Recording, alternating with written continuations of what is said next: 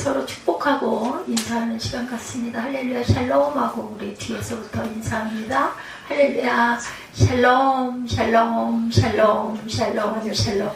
하나님 사랑합니다. 여러분 주 안에서 사랑합니다. 우리 사무엘은 눈이 안 보여. 저 모자를 맞아.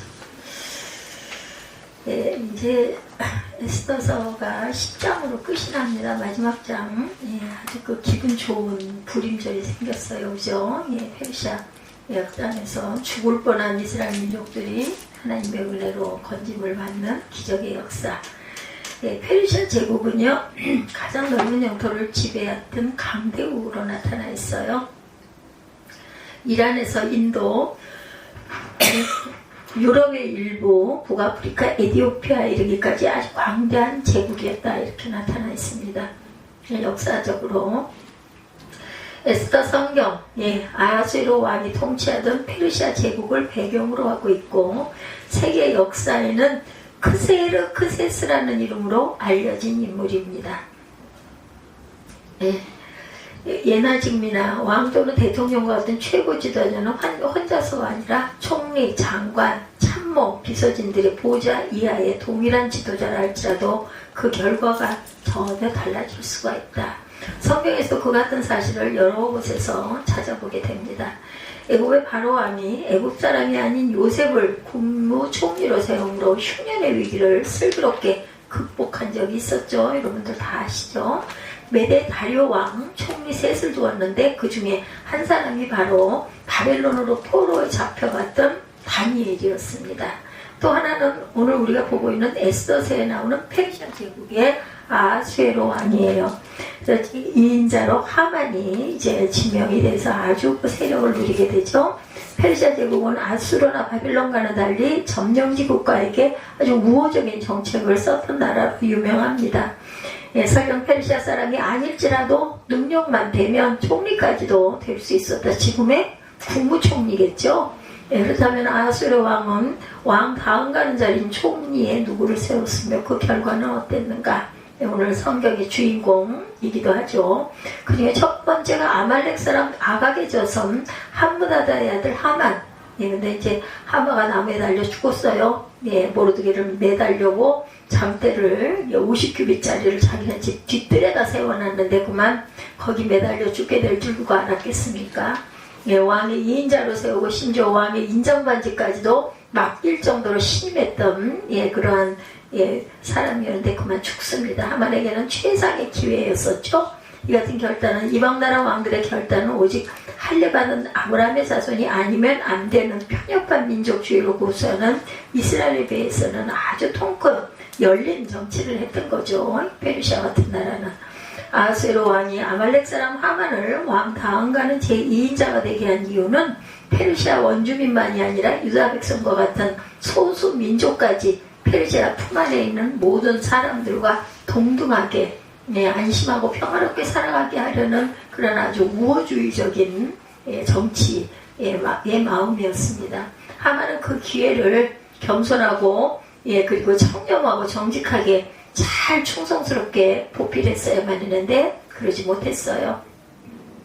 그 기회를 이용해서 불의하지 말았어야 했고 왕을 배신하거나 기만하지 말았어야 무엇보다도 왕의 판단을 흐리게 하지 말아야 할 책임과 의무가 있었던 하만. 하만은 그 같은 왕의 총애를 받으면서 교만하고 오만 방자예요. 이렇게 되면 결국은 자신이 죽는다라는 것을 우리가 말씀 속에서 깨달아야 됩니다. 내가 힘이 있고 건강하고 가지게 좀 있을 때는 약하고 어려운 사람을 도울 줄 알아야 된다는 것을 우리가 성경 속에서 다시 한번 깨닫고 가야 합니다. 아하수에로 왕과 달리 이방 민족에 대한 증오심에 빠져서 70만 명의 유다 백성들을 아주 다 죽여버리려고 했던 거죠. 아주 인종 청소를 하려고 준비를 대대적으로 했던 하만이에요. 3장 13절에 보면요, 에스더서 이게 애자가 하도 많아가지고 보니까 요즘엔 더라고 써놨네요. 보니까 더 그러면 에스더밖에 없잖아요. 근데 저는 그게 잘 안 됩니다. 애자를 쓰게 돼. 그러면은 애자에 연결되어 있는 그 성경들이 많이 있기 때문에 계속 헷갈리긴 하지만 이 더는 저는 이제 처음 봅니다. 3장 13절에 그 조서를 역조르게 맡겨 왕의 각 지방에 보내니 12째 달 곧 아달월 13일 하루 동안에 모든 유다인을 젊은이, 늙은이, 어린이, 여인을 막론하고 죽이고 도륙하고 진멸하고 그 재산을 탈취하려고 하였다 이렇게 나와 있어요. 그래서 대통령들이 악정을 펼치거나 하면은 그때만 그런 사건이 일어나고 끝나는 게 아니라 역사책에 기록이 됩니다. 우리나라 대통령도 아마 그럴 것 같아요. 대대로. 그게 무슨 치욕이냐고요. 정말 조심해야 되죠. 그러므로 전국에 사는 디아스포라 유대인들은 아하수에로 왕에게 아무런 잘못을 하지 않았음에도 불구하고 하만의 증오로 말미암아 정말 시한부 인생이 될 그러한 상황이었었는데 그만 그것이 뒤집힌 거예요. 4장 3절에 보면 왕의 명령과 조소가 각 지방에 이름에 유대인이 크게 통하여 금식하며 울며 부르짖고 안 그렇겠어요? 여러분 같으면 우리 다 죽는데 그러면 아마 누구도 거기서 예외가 없이 아니면 돈이 많으면 해외로 도망갈까요? 그럴 수는 있겠죠. 요즘 시대에는. 근데 뭐 그때는 그럴 때도 아니었고 얼마나 가난하고 어려운데 하루 먹고 살고 그렇게 살아가던 사람들이 그냥 유대인이라는 것 때문에 다 죽어. 그러니 얼마나 울고 통곡을 안 할 수가 없었겠죠. 그래서 굵은 배를 입고 죄에 누운 자가 무수하더라. 이렇게 증가하고 있습니다. 최종 결정은 아하수에로 왕이 한 것이지만 하만이 잘못된 보고를 함으로 인해서 어인을 찍어가지고 그만 죽게 된 거예요. 그 때문에 결국 하만은 측근까지도 비참한 최후를 결국은 맞이하게 되는데 이걸 알았으면 이렇게 안 했겠죠. 몰랐던 게 문제입니다. 이처럼 2인자의 책임이 중요하죠. 그럼에도 불구하고 예나 지금이나 저마다 1인자가 되려고 음모를 꾸미고 모든 책임을 제2인자, 1인자에게 돌리는 것이 관행처럼 되어버린 세상. 이는 매사에 제1인자 못지않게 중요한 사람이 바로 2인자임을 깨우쳐 아래서 보필하는 사람이 잘해야 됩니다. 그와 같은 2인자의 중요성은 가정이나 직장이나 교회나 국가를 막론하고 마찬가지. 그럼에도 불구하고 저마다 최고가 되고 제1인자가 되려고 하는데 잘못된 2인자 때문에 실패하는 경우가 허다합니다. 이건 우리나라 정치도 마찬가지라고 봐요. 우리가 잘 모르긴 하지만 혼자 했겠습니까? 그 아래에 있는 사람들이 얼마나 많았겠어요. 근데 책임은 1인자에게 돌아간 거죠. 그래도 저는 아예 포기를 하고 결과나 봐야지. 처음에는 열심히 봤어요. 유튜브에 뭐 뜨면은 보고 했는데 맨날 보면은 이거 될 것 같지도 않고 그래서 그냥 그렇게 있었는데 딱 그 시간에 발표가 나더라고요. 하만을 그 뒤이어서 아하수에로 왕의 2인자가 된 모르드게는 하만과 그럼 과연 어떻게 달랐나? 모르드게입니다. 하만의 횡포로 말미암아 누구보다 고통을 많이 당한 사람 모르드게. 자기에게 절하지 않는다고 그래가지고 죽이려고 한 거예요. 하만은 오랫동안 이스라엘 백성들의 원수와 다름이 없었던 아말렉의 후손입니다. 이 사람은. 더구나 모르드게가 신앙적인 소신과 민족적인 자존심 때문에 아하수에로 왕의 2인자인 하만에게 엎드리지 않는 것 때문에 미움을 받았을 때 왕국 문지기인 모르드게는 아무것도 할 수가 없었어요. 저는 이 문지기가 참 아주 하류 계급들이 하는 건 줄 알았더니 아니에요. 그때는 성전 문지기가 아주 중요했습니다. 그래서 아무나 되는 것도 또한 아니더라고요. 이런 상황에서 하만과 모르드게가 싸우면 누가 이길지 승자는 뻔하죠. 하만이 이기겠죠. 당연히 하만이 이길 것이라고 모두 다 하만의 손을 아마 들어주었을 건데 하만은 아하수에로 왕의 절대심을 받고 있는 지금으로 보면 국무총리 같은 그런 사람이었기 때문에 모르드게는 그래도 궁궐 이방인에다가 그죠? 유대인이니까 그 나라 페르시아에서는 그저 와서 사는 하나의 그저 이방 민족입니다. 문지기에 불과하기 때문에 결과는 예측이 벗어나죠. 승자는 하만이 아니라 모르드게가 되었다. 이렇게 뒤집어집니다. 하만이 모르드게와 그 민족을 말살하려고 했던 것과 똑같은 역습. 자신이 모르드게를 달아매려고 세워놓은 그 장대에 자신이 매달리는 그러한 결과. 하만은 물론 12아들들과 그를 지지하는 모든 사람들까지 전국에서 7만 5천 명. 대단하네요. 수산성 내 500명과 200명이 다 죽임을 당했다고 그래요.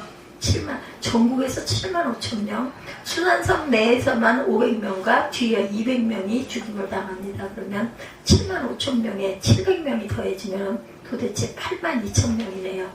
에스더 9장 16절에 보면 왕의 각 지방에 있는 다른 유다인들이 모여 스스로 생명을 보호하여 대적들에게서 벗어나며 자기들을 미워하는 자 7만 5천 명을 도륙하되 그들의 재산에는 손을 대지 아니하였더라. 이렇게 역사의 증거가 되어 있어요. 지금 만약에 저희들 시대였다면 이 사람들까지 이렇게 그렇게까지 할 일이었을까? 똑같은 거잖아 결국은. 그죠? 그것도 하만이 유다 백성을 죽이려고 거사 날짜를 제비 뽑았던 그날 하만과 그의 추종자들을 전멸을 했다는 거예요. 그래서 9장 1절에 보면 아달월 곧 12째 달 13일은 왕의 어명을 시행하게 된 날이라 유다인의 대적들이 그들을 제거하기를 바랐더니 유다인이 도리어 자기들을 미워하는 자들을 제거하게 된 그날에 이렇게 나와 있습니다. 그러니까 역사에 다 기록이 되어 있기 때문에 지금 수천 년 이후에 우리가 이걸 보고 있는 거예요. 그렇다면 모르드게가 그와 같이 역전할 수 있었던 승리의 비결 여러분들 아시죠? 절대적인 원인은 하나님의 은총이었다라는 것. 그렇다면 모르드게는 아무것도 하지 않았나? 그렇지 않아요. 자신의 자리에서 최선을 다해야 되죠. 이런 일이 있을 때는 통곡의 기도와 죽으면 죽으리라는 사생 결단의 기도, 그리고 또한 온 유다 백성들의 합심 기도였습니다. 하나님은 그와 같은 부르짖음과 눈물의 기도를 들어주셨고 하만의 세력은 제기 불능하도록 멸하시고 에스더는 사랑받는 왕비가 되게 하시고 꼭 신데렐라 공주 이야기 비슷하죠. 아하수에로 왕은 모르드게를 왕 다음과는 2인자 자리에 올려놓고 하만의 집과 전 재산을 에스더에게 선물로 주고 모르드게는 그것을 관리하는 실소유주가 되게 했어요. 에스더 8장 2절에 보면 왕이 하만에게서 거둔 반지를 빼어 모르드게에게 준지라 에스더가 모르드게에게 하만의 집을 관리하게 하니라 이렇게 나와 있습니다. 그렇다면 하만이나 모르드게 둘 다 똑같은 자리에 앉았지만 보다 더 중요한 건 모르드게 시대는 하만의 시대와 어떤 차이가 있었는가? 그러면 대신 2인자가 바뀌었는데 어떤 차이가 있겠나? 하만의 때보다 더 나빴을까? 똑같았을까? 아니면 좋아졌을까? 우리도 정치 위정자들 대통령이 바뀌면 기대를 많이 걸잖아요. 초기에. 근데 나중에 보면은 전만 못했네 이런 소리가 나는 게 문제입니다. 모르드게의 공로를 보죠. 페르시아 제국의 전성기의 영토는 알렉산더 대왕의 제국 영토보다 넓었다고 합니다. 아마도 징기스칸의 몽골 제국을 제외하고는 페르시아보다 넓은 영토를 정복한 대제국이었다. 그와 같은 페르시아는 영토만 넓었던 것이 아니라 부와 영예와 위엄도 대단했던 그런 제국이었다. 그 서양사에 크세르 시스라고 알려진 아하수에로 왕, 아하수에로 왕의 이름이 아마 들어보셨을까요? 역사들 공부하면서 크레스 시스, 크세르 시스, 저는 기억이 납니다. 그 이름이 달라요. 아하수에로 왕은 에스더 1장에서 왕에 오른 지 3년 만에 전국 127도의 지도자들을 수상봉에 초청해서 무려 180일 6개월이네요. 6개월 180일이면 6개월 동안 잔치를 벌였다고 해요. 그 목적 중 하나가 그리스 제국 침략을 위한 지지 기반을 확보하기 위해서였다고 그래요. 정치적인 그런 어떤 것 때문에 목적을 가지고 잔치를 6개월 열었네요. 바로 그 전쟁이 세계 3대 전쟁 중 하나인 아마 이름이 기억이 날 거예요. 살라미스 해전. 기원전 480년 9월에 아테네 인근 사보니코스만의 섬 살라미스의 육지 사이의 해협에서 일어난 페르시아와 그리스의 전쟁. 저는 이걸 그리스 전쟁으로 기억하고 있습니다. 그리스 연합군 테미스토클레스 장군의 속임수로 페르시아 함대가 마치 명량해전처럼 비좁고 물살이 샌 살라미스 해협에 진입했다가 페르시아 군함이 너무 많아 작전하기가 어려운 약점을 노려서 그리스 함대가 정면 공격해서 배를 침몰시키므로 최소 200여 척 이상의 함선을 상실하는 바람에 아하수에로 왕의 군대가 철수를 하고 육상 군대만 남겨놓고 철수를 했는데 나중에는 그마저 플라타이아 전투에서 그리스군에게 패하고 맙니다. 에스더 성경은 바로 아하수에로 왕이 패하고 돌아온 이후에 궁중에서 일어난 사건으로 살라미스 전투에 패한 후유증이 아마 매우 컸을 것이다. 역사상 일입니다. 이 모든 일들은 만들어진 게 아니고 하만은 그런 상황에서 유다 민족을 몰살하고자 했던 것이 페르시아 재건에 아무런 보탬이 되지 않은 일이었다. 오늘 성경에 바로 그와 같은 상황에서 하만이 죽고 그 자리에 모르드게가 들어선 후에 놀랍게도 페르시아 제국의 국력은 점점 회복이 되어서 육지와 해상으로 확대해 나가면서 피정복자로부터 세금을 받아들이게 되었다고 기록되어 있습니다. 10장 1절이죠. 아수르 왕이 그의 본토와 바다 섬들로 하여금 조공을 바치게 하였더라. 그러니까 굉장히 좋아진 거예요. 결과가. 그 같은 공로를 세운 모르드게는 아수르 왕의 총애와 백성들의 존경을 받을 수밖에 없었겠죠. 10장 2절에 왕의 능력 있는 모든 행적과 모르드게를 높여 존귀하게 한 사적이 메대와 바사 왕들의 일기에 기록되지 아니하는 게 역사책에 이렇게 기록되어 있어서 우리가 지금 보고 알게 된 거죠. 이제 모르드게는 하만과 달리 아수르 왕에게 인정을 받고 백성들에게 존귀함을 받는 인물이 됩니다. 모르드게는 사람마다 언제든지 왕을 아련할 수 있는 특권을 부여받아요. 무슨 사건이 있을 때마다. 모르드게가 페르시아 제국의 2인자 된 총리가 되었다는 것도 자랑스러운 일이지만 그와 더불어 페르시아 제국 전역에 흩어져 살고 있는 70여만 명의 유다 백성들의 위상 아주 올라갔겠죠. 그죠? 같은 백성이 이렇게 총리가 됐으니 좀 기를 피지 않았겠어요? 그 결과 모르드게는 왕에게만이 아니라 동족 유다 백성들과 하만 때와 달리 위로와 평화를 누리게 되었다. 10장 3절입니다. 오늘 마지막 절이기도 하죠. 유다인 모르드게가 아수르 왕의 다음이 되고 유다인 중에 크게 존경받고 그의 허다한 형제에게 사랑을 받고 그의 백성의 이익을 도모하며 그의 모든 종족을 안위하였더라. 잘된 거죠. 그래서 다음이라는 말, 존대하여라는 말이 됩니다. 위대한, 크게 된 등의 뜻을 갖고 있어요. 정말 너무너무 잘된 일입니다. 그런 의미로 모르드게가 유대인들로부터 존귀한 인물로 인정을 받게 되었다. 마지막으로 안위라는 말, 샬롬입니다. 특별히 평화, 복지, 번영이라는 뜻으로 해서 그리고 원문을 알면 이해하기가 아주 편해요. 모든 시대 모든 백성들의 바람이 현실로 이루어진 것이다.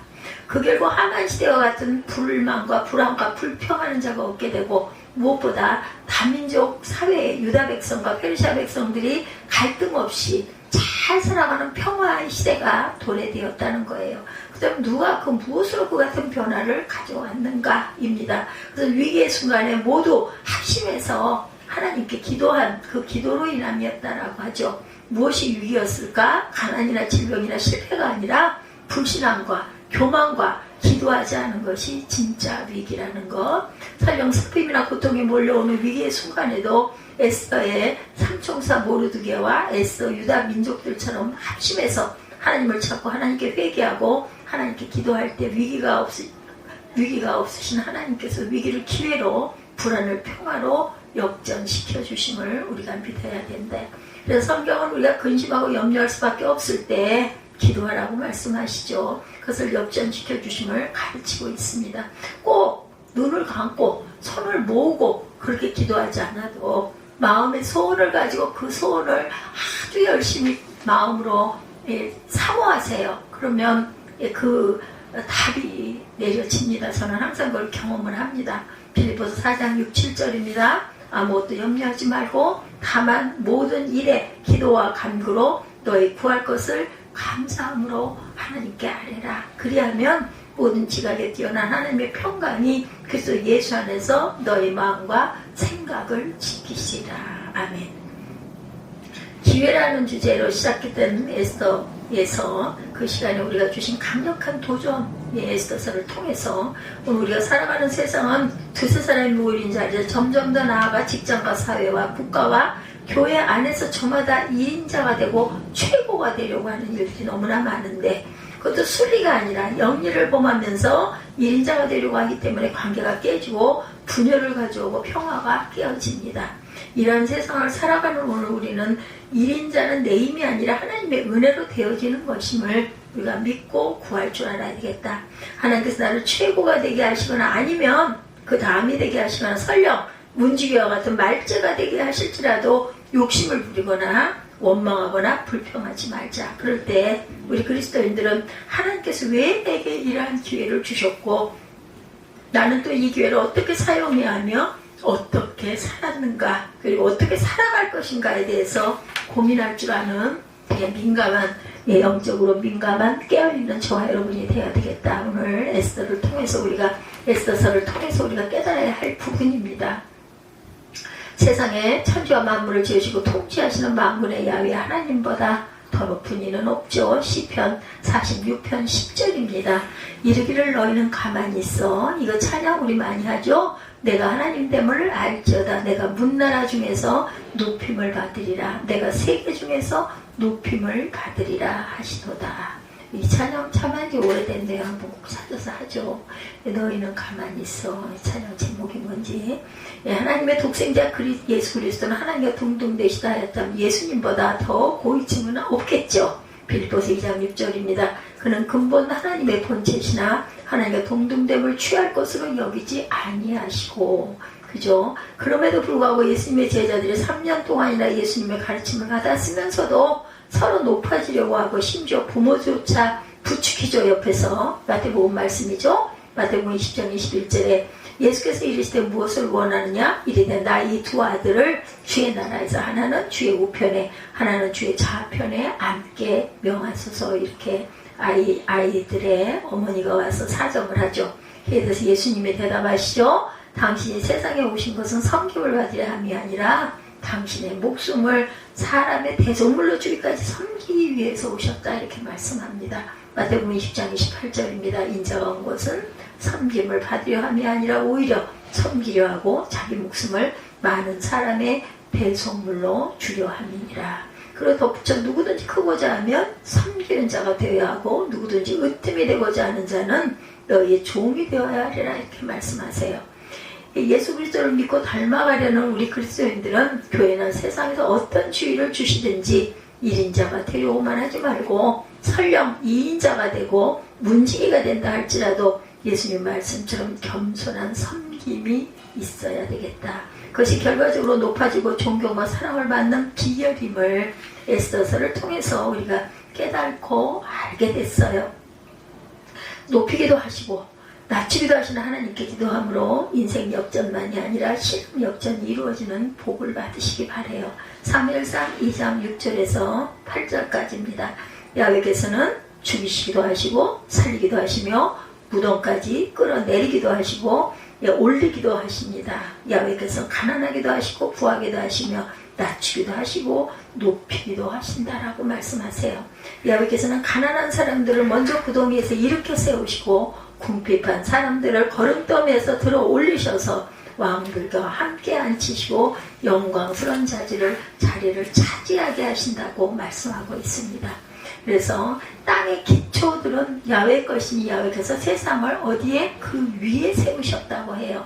사무엘상 2장 9절에 야훼께서 성도들의 발걸음을 지켜주시고 사악한 사람들을 어둠 속에서 잠잠케 하실 것이다.